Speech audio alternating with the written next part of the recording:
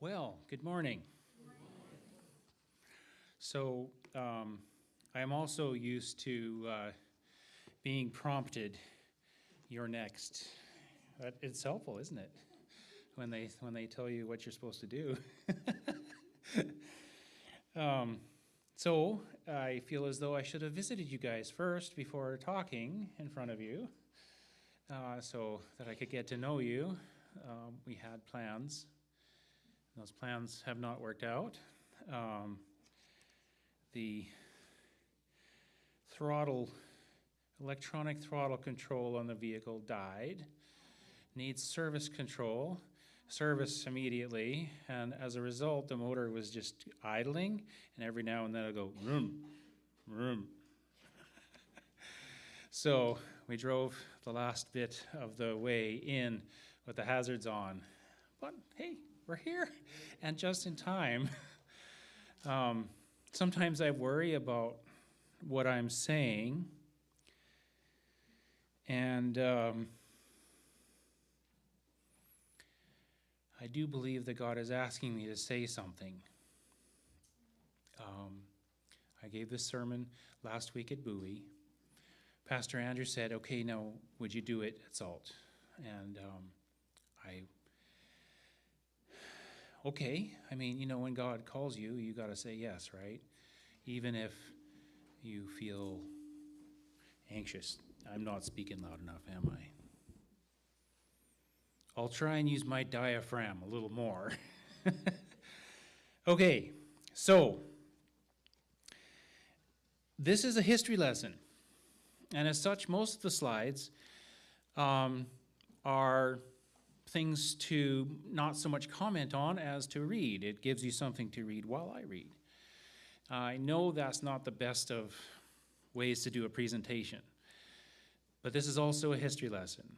And as such, I try to limit my comments. I have opinions. And if I were to start to wax eloquent on my opinions, we might be here for an hour and a half, just commenting on what I'm reading. And I know that my opinions don't always align with others. My thoughts here are simply, so you have the facts, and then you form your opinions. You could, of course, have my opinions, but then you might just automatically make a judgment call, not really think about it, and therefore lose, I think, the blessing that I'm hoping you will have. I really hope that you just simply say, okay, here's some facts. These things are all found on the web. My primary source, the start of this, was The Progressive Years by Arthur L. White, in which he referenced some material, and that made me go, oh, I should go look. So I went and looked, and we have, therefore, some more material. There is, in fact, more material. And I just, at the Bowie Church, we like to get done at 12, so I try to make sure that I keep a good tight, keep it small. Don't carry on too much. But apparently I can just talk and talk, so you got me talking and talking already. Pastor Andrew suggested that I give a small introduction to this topic that I had not given at Bowie, and that is that I'm going to be looking at the decisions and the comments of early church fathers or founders within our church. So first and foremost, that will be Ellen White, who most Adventists consider to be a prophet. In fact, one of the things I will mention how it came true and what we've seen today. There will be some comments and quotes from James White, as well as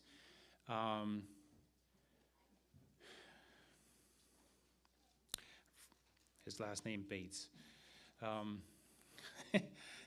Yes, thank you. See, I have to have my script. If I don't have my script, then sometimes I'm like, oh, what was I going to say?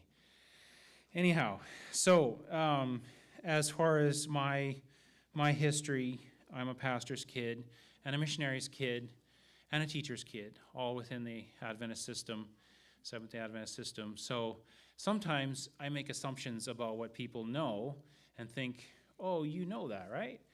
And this is one of those things that this sermon came about because we were sitting at potluck and I said some things. And they were like, really? And I was like, oh, okay. So, and the church doesn't speak on this topic. And this topic came about with two values that collided in the time of the Civil War. So the church was formally founded in 1863, and the Civil War was already going on.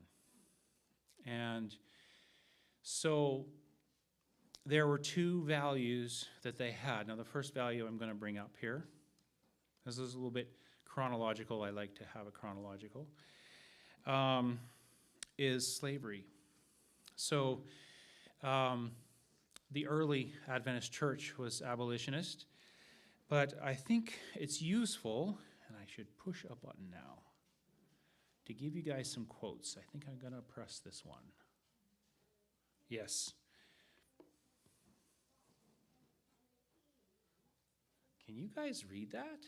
Did I make that way too small? Okay, I just crammed this in because I just like all of the information, and I had to add a few more slides, just split a few so that the font got a little bigger. All right, so this is 1 Testimonies 2:01, paragraph 1, and this is taken out of the 7th of the testimonies that she sent out. So she sent out quite a number of testimonies, and she numbered them, but then we have the volumes, and those gather them all together. So there's 9 volumes in total, but in the first volume, we have the 2 letters, if you will, that she sent out. So we have men placed over us for rulers and laws to govern the people. Were it not for these laws, the condition of the world would be worse than it is now. Some of these laws are good, others are bad. The bad have been increasing, and we are yet to be brought into straight places. But God will sustain his people in being firm and living up to the principle of his word, the principles. When the laws of men conflict with the word and law of God, we are to obey the latter, whatever the consequences may be. The law of our land requiring us to deliver a slave to his master, we are not to obey. And we must abide the consequences of violating this law. I can always, at this point, I grew up, we were missionaries in Pakistan, and I think of Gandhi, because one of his principles of social change is that when the law is unjust, you violate it and you go to jail. This is your protest. The slave is not the property of any man. God is his rightful master, and man has no right to take God's workmanship into his hands and claim him as his own. So I think you can say they were abolitionists, wouldn't you say? So the next one is about the coming war and how that was, the Civil War. This was August 3, 1861. Testimony for the church is again number 7. So this is number 7. Number 5 happened 2 testimonies before then. So she had time to write, and she wrote one, and then now another one, in which the war is beginning to happen. This one was, I calculate to be around 1859, so about 2 years prior. God is punishing this nation for the high crime of slavery. He has the destiny of the nation in his hands. He will punish the South for the sin of slavery and the North for so long suffering its overreaching and overbearing influence. She also wrote a little farther in, this scene was presented before me to illustrate the selfish love of slavery and the desperate measures which the South would adopt to cherish the institution and the dreadful lengths to which they would go before they would yield. The system of slavery has reduced and degraded human beings to the level of the brutes, and the majority of slave masters regard them as such. The consciences of these masters have become seared and hardened, as was Pharaoh's. She is likening it to Pharaoh hardening his heart. And if compelled to release their slaves, their principles remain unchanged, and they would make the slave feel their oppressive power if possible. I have to stop at this point. She has more, because God is the only one who can save us. If you consider, this scene was presented before me. God presented this to her, and presented to her, I believe, what happened afterwards. So we think of things like Jim Crow. I think I got that right. I'm a Canadian, you got to understand. So I may get U.S. history wrong, and I definitely am going to miss some things about Texas history, although my kids are doing a good job learning it. So I believe here she was given the prophetic vision of what would happen afterwards. And this oppression would continue. If I may be so bold to say, it continues today. Yeah. It looked to me like an impossibility now for slavery to be done away with. God alone, she didn't actually say with in there. I always put it in there because that just feels natural to me. God alone can wrench the slave from the hand of his desperate, relentless oppressor. All the abuse and cruelty exercised towards the slave is justly chargeable to the upholders of the slave system, whether they be southern or northern men. So, that I brought with me all of my original materials photocopied, just in case something happens and I'm like, oh, I want to, because I remember these details, and sometimes, that happens. So something needed to be done. Something needed to be said. And as a result, James White wrote an article titled The Nation. You can find all of these old reviews online. So you can find this and read this for yourself. Also, you can, just like we have today, people write in with comments. Those are also very interesting. The position which our people have taken relative to the perpetuity and sacredness of the law of God contained in the Ten Commandments is not in harmony with all the requirements of war. The fourth precept of that law says, remember the Sabbath day to keep it holy, and the sixth says, thou shalt not kill. But in the case of drafting, the government assumes the responsibility of the violation of the law of God, and it would be madness to resist. Matthew 22, verse 21, render therefore unto Caesar the things which are Caesar's, and unto God the things which are God's. He then went on to say, I'm skipping over some of what he said, when it shall come to this, that civil enactments shall be passed and enforced to drive us from obedience to the law of God, to join those who are living in rebellion against the government of heaven. See Revelation 13, verses 15 through 7, which I have quoted here. He just assumed everybody knew what that was. He didn't even put it in the review. But, I think he was thinking here that the image of the beast and causes many, let's jump forward, causes many as would not worship the image of the beast should be killed. So he's thinking about a death penalty. Then it would be time to stand our chances of martyrdom. Here's what he's thinking. But for us to attempt to resist the laws of the best government under heaven, which is now struggling to put down the most hellish rebellion, since that of Satan and his angels, and some places online omit this. They put dots. The most hellish rebellion since that of Satan and his angels. They don't want to say that. We repeat it would be madness. I think it should be in there. So that's why I said it. So he said something in there, and I'm not sure which of you might know what it was that drew criticism. A fair bit. Quite a few comments in the review. People were unhappy. If you read more about this, in fact, 2 members left the church and started another church because of this article. So people had some hard times. Now, you're probably wondering, what was it? Well, I should probably tell you, huh?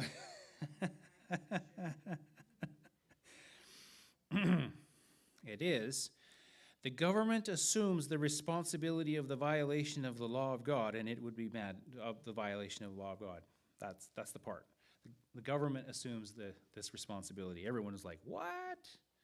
We're supposed to stand true to truth. So, you're going to see more. The second review after that, August 26, he asked for some, I'm a little behind on my, yes, there we are. So there was some criticism. He asked for well-written articles that would shed light upon our duty as a people in reference to the present war. So this was their conflict of values, because they were thinking slavery is the very worst. We're not supposed to kill. How do we deal with this? What should we do? I recognize that we have many more translations nowadays, and we translate these verses differently. But that's how the King James Version reads. And that's what they were living off of. So, there was a discussion. And when it finally came to the draft, they had achieved some unity. My eyes are not so great. I have to turn around and look. I can't see it on that back one. Huh. All right. So now I know where I'm at. So, Sister White made a comment. And this also has some things in it that people struggle with. This is found 1 Testimonies 3:56, paragraph 1. I was shown the excitement created by our people by the article in the review headed The Nation. Some understood it one way, some another. The plain statements were distorted and made to mean what the writer did not intend. He gave the best light that he then had. It was necessary that something be said. The attention of many was turned to Sabbath keepers because they manifested no greater interest in the war and did not volunteer. In some places, they were looked upon as sympathizing with the rebellion. The time had come for our true sentiments in relation to slavery and the rebellion to be made known. There was need of moving with wisdom to turn away the suspicions excited against Sabbath keepers. We should act with great caution. If it be possible, as much as lieth with you, live peaceably with all men. We can obey this admonition and not sacrifice one principle of our faith. Satan and his host are at war with commandment keepers and work to bring them into trying positions. They should not, by lack of discretion, bring themselves there.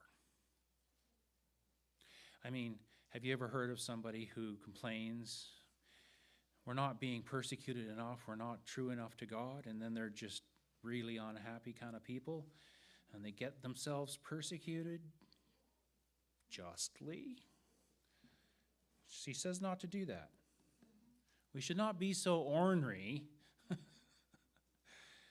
but find a way to follow God's advice. See, girls, I'm giving more comments now than I did last time, aren't I?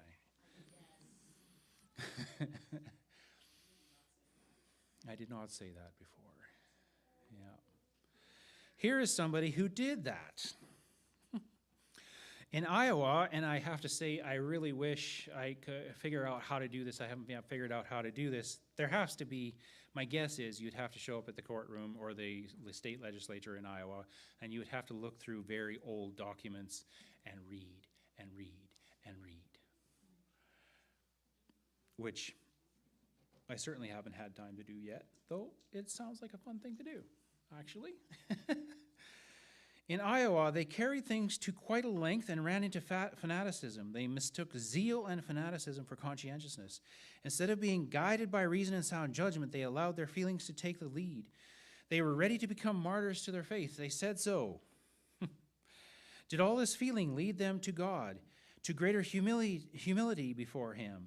Did it lead them to trust in His power to deliver them from the trying position in which they might be brought? Oh, no. Instead of making their petitions to the God of heaven and relying solely upon His power, they petitioned the legislature and were refused.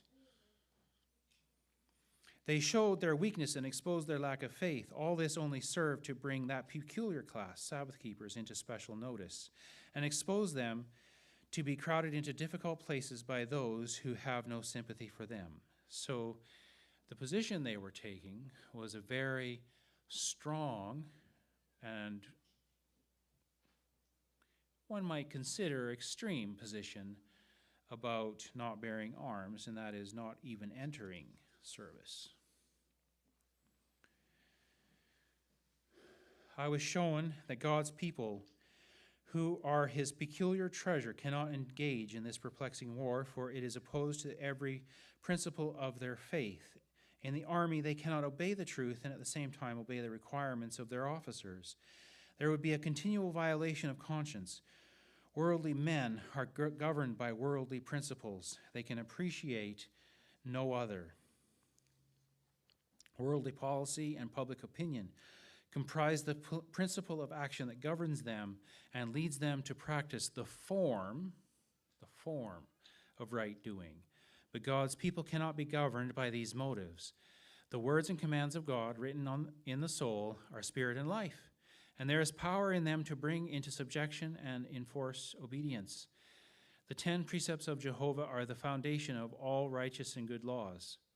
Those who love God's commandments will conform to every good law of the land, but if the requirements of the rulers are such as conflict with the laws of God, the only question to be settled is, shall we obey God or man? So we're going to come back to this because people talk, she said, specifically. Are we going to come back, or let me see what I put next in the slides. Oh, no, we're going to do that now. There we go. This is the statement that people worried about, and this was in the 1900s then, is where people began to start to think about this. The statement, in the army, they cannot obey the truth and at the same time obey the requirements of their officers. This statement was made because at the time, there was only enlistment.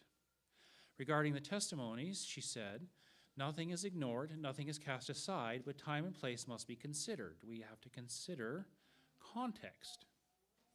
And we've learned this, that we got to consider context. Even when we study our Bibles, we have to think about context. Nothing must be done untimely. Some matters must be withheld because some persons would make an improper use of the light given. Every jot and tittle is essential and must appear at an opportune time. In the past, the testimonies were carefully prepared before they were sent out for publication. And all matter is still carefully studied after the first writing. So my best understanding is that she wrote this in March 18, 1889, and it's found in manuscript 33, which was published, I think, in 1911, perhaps 1913. So here she is talking about the fact that when we enlist, at least at the time, and we should consider this now, we give up our certain rights.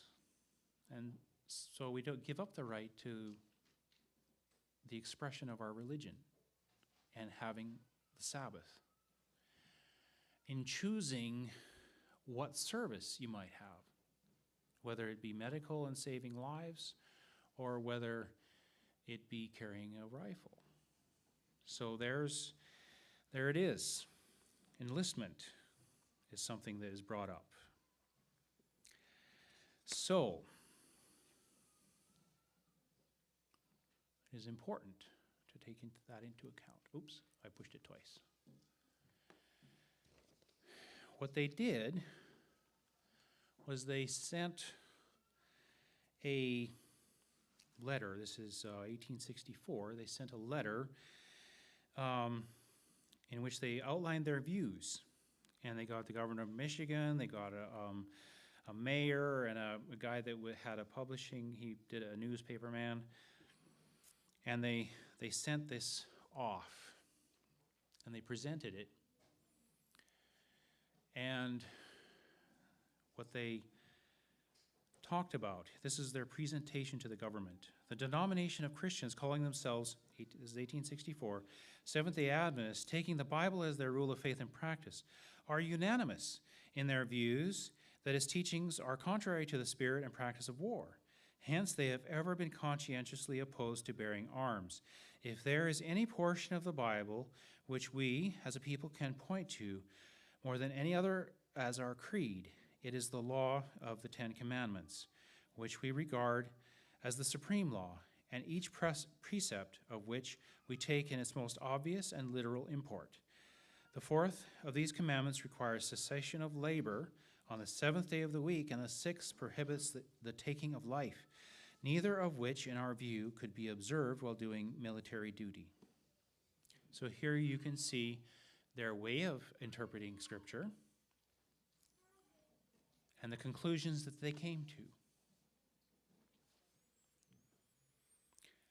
They didn't,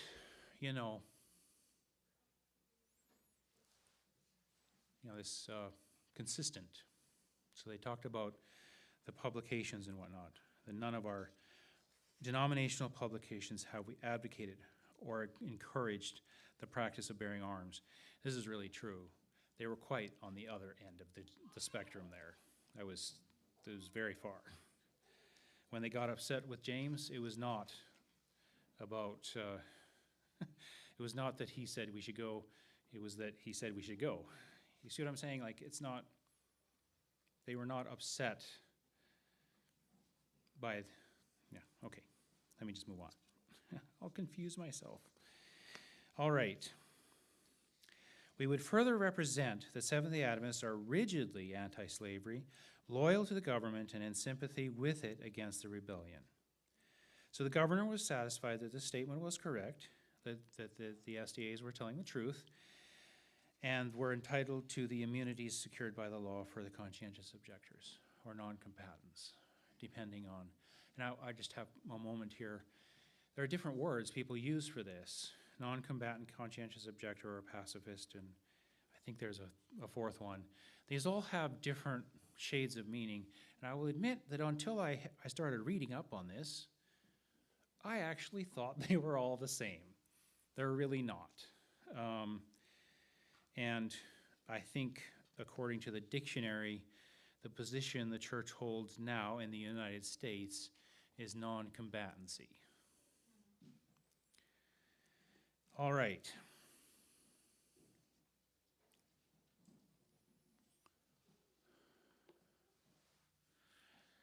At some time later, a few months later, they wanted to have, they produced at the press a document in which they had a compilation of extracts and whatnot that could kind of prove this statement. Because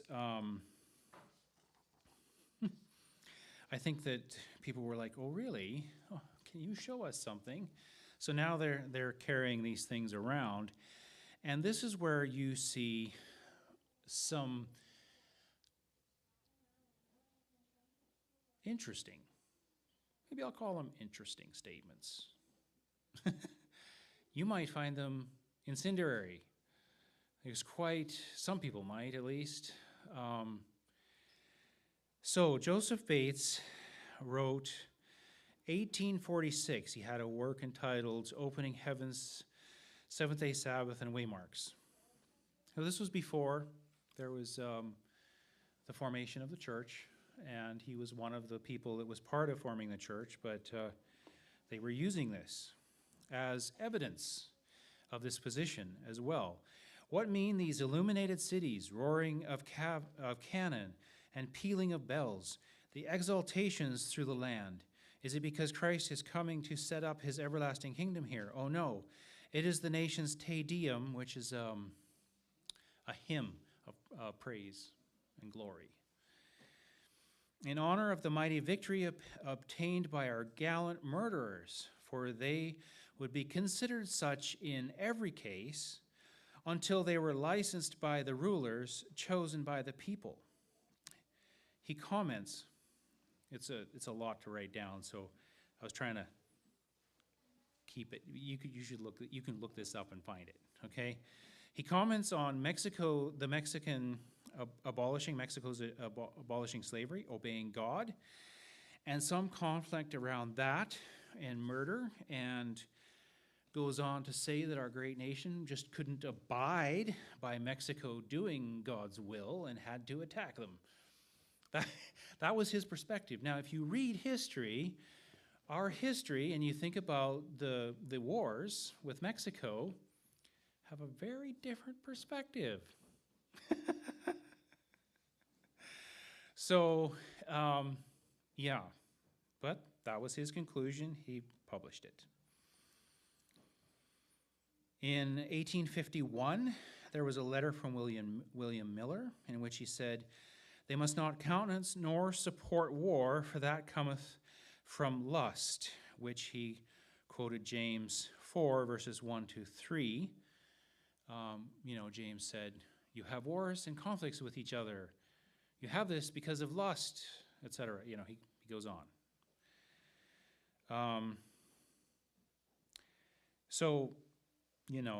It starts to, if you want to take a picture and look it up, I'm starting to feel like I'm going on too much here. But anyways, William Miller, that was very helpful. They talked about these things. They had a number of verses that they used.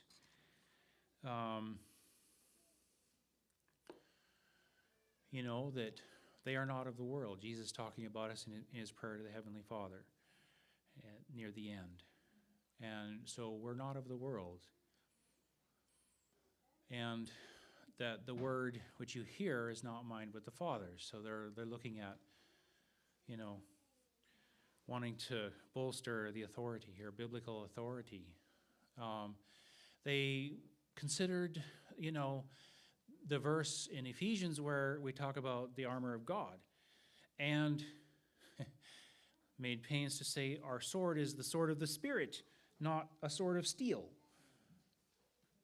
So those were the kinds of arguments that they had. So you can see, I've always thought that in Matthew where Jesus said to Peter, put up your sword, for all who take the sword will perish by the sword.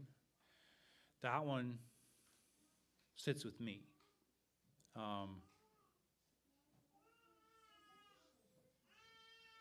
I can get a little worked up. So it's a good thing I don't have a sword to pick up. I'm going to stick to that rule. That's a rule worth living for me. So, this is, there are many verses here. If you look, I believe I have it there at the bottom, Matthew 5:29. I say unto you that ye resist not evil. Therefore, there resulted a group of people who called themselves the non-resistors. And by that, they meant that they would not carry arms and resist the evil of the South. which was a little confusing to me because I was like, what are you not resisting? In the end, there was the church has settled on some things. So I want to show this. This is a statement by Mrs. White. Was published somewhat later. It's manuscript 33 again. Dated in a letter dated in 1886. It was published in that same document, so 1911 or 1913 or so, in which she talks about, we have just said farewell to three, she's in Europe in this case, and this was a letter that detailed many things from Europe. This was just one paragraph there. 3 of our responsible men in the office who were summoned by the government to serve for 3 weeks of drill. It was a very important stage of our work in the publishing house, but the government calls do not accommodate themselves to our convenience. They demand that young men whom they have accepted as soldiers shall not neglect the exercise and drill essential for soldier service. We are glad, this was in Switzerland. I don't know, you guys, have you been to Switzerland, any of you, or know about the Swiss? They have a standing army. And they have, every year, they go and drill and re-up on their skill set. So that's what she's talking about here, because this was Switzerland. We were glad to see that these men, with their regimentals, had tokens of honor for faithfulness in their work. They were trustworthy young men. These did not go from choice, but because the laws of their nation required this. We gave them a word of encouragement to be found true soldiers of the cross of Christ. Our prayers will follow these young men, praying that the angels of God may go with them and guard them from every temptation. What she experienced during the Civil War was that those that enlisted and went into the Northern Army experienced exposure to shocking amounts of immorality. Well, at least shocking to them. Maybe we think it's normal now, but... So, as we go through our history here,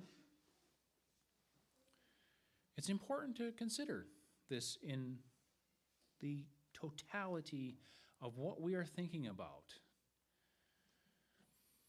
Sometime, I came to the conclusion this was written sometime around or after 1917, and what we're looking at here is it was a document that I found, and it's on the E.G. White Estate website, where they quote the very first thing that was sent to the governor of Michigan back in the Civil War. And then it quotes the existing law, which is where I got the date from, because the date was on that part of the list, the law, but it could be later. And then says, we understand this section exempts Seventh-day Adventists from bearing arms. We cannot take the lives of our fellow men. We strictly observe God's command to not work the seventh day, the Sabbath, but we desire to serve the nation in any way that does not conflict with our conscientious observance of the law of the 10 Commandments. Wherever there are wounds to be healed, I put, it was hard to read because it was copied like so, and so the A is guessed. It looks like that. Anger to be appeased, or other distress to be and I couldn't even read the rest of that word. I'm going to say it's relieved. There, Seventh-day Adventists wish to serve. So, when we look at that, we can see them referencing the previous position and maintaining it to their ability, that we cannot take the lives of our fellow man and we observe the Sabbath. There was a report of the Committee on Problems Connected with Wartime Service, 1939. So in this one, we see the internationalization of the church. The General Conference Committee has so far deemed it unwise to make a general pronouncement for all the world field on this important question affecting the relation of church members to the military authorities of their various countries. It has been felt wiser that the church members in each country should assume responsibility in these matters so that the non-combatant principle, which is taught by the denomination and which has been upheld by us throughout our history, shall not be confused with nationalism, patriotism, or loyalty to government, and that such non-combatant principles not be subjected to charges of being propagated by a foreign organization. As a missionary kid and seeing these things, I was like, oh, that makes sense. You know, we were very Western. We served in Pakistan. So one of the things that was frankly bad about our influence was the westernization, which led to a view of immorality because we did not have them wear the veil. And so that was a problem. We don't want to have a foreign organization subverting. Instead, our church members in each country need to make up their own decision, just like you do. I'm going to say, just like you do. You need to make up your own decision. Now,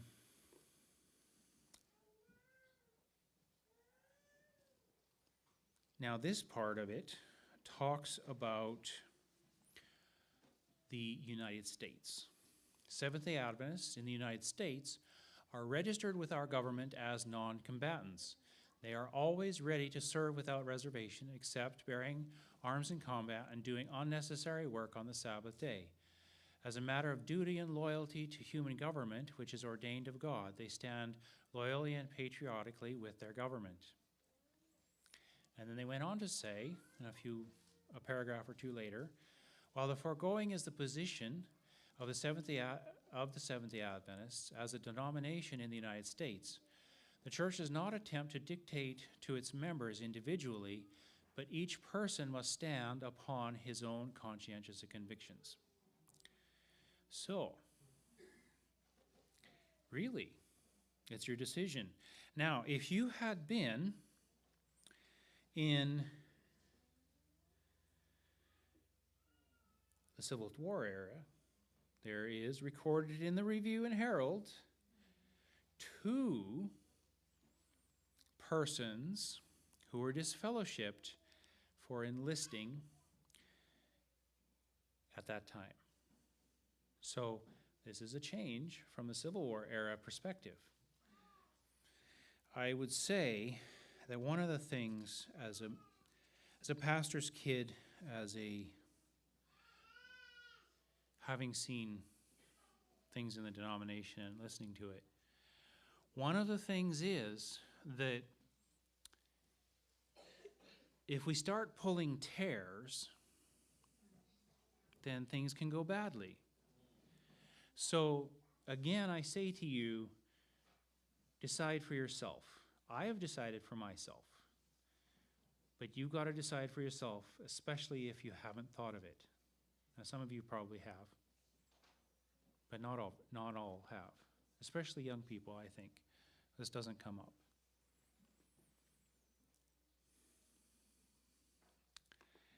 And that actually was just what I was going to say. So now I've done the conclusion. I just did that. That was the idea. You know, sit and think about it, talk about it. As I was researching, I just wanted to say this. I found an article from the 60s, and a guy was in seminary, was writing a paper on this topic. And then he went and he gave a nice little quiz to 100 of his fellow seminarians. And he found that approximately a third of them did not understand the reasons and the verses and our church's stand on non-combatancy. Now, if that was true then, what do you think the chances are that people understand this position, have thought about the verses, and have worked through it for themselves? I will give you one story here in parting.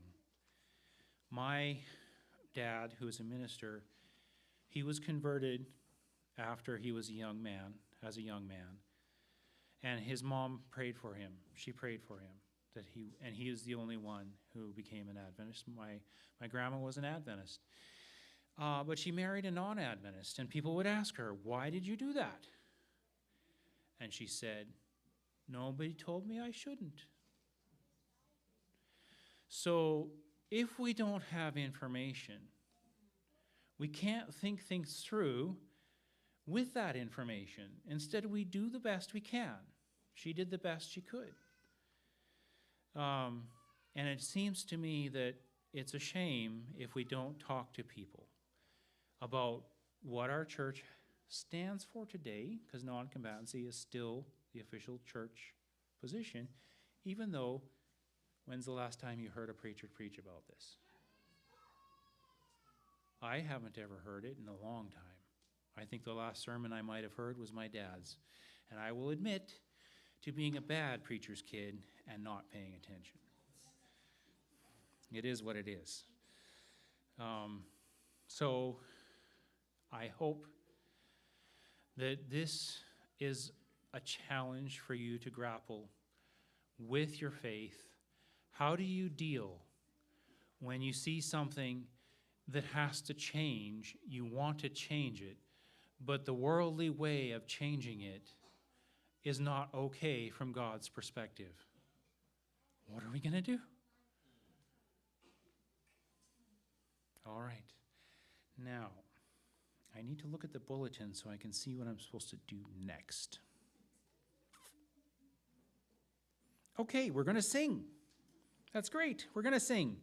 What a Friend We Have in Jesus. I chose this one because, when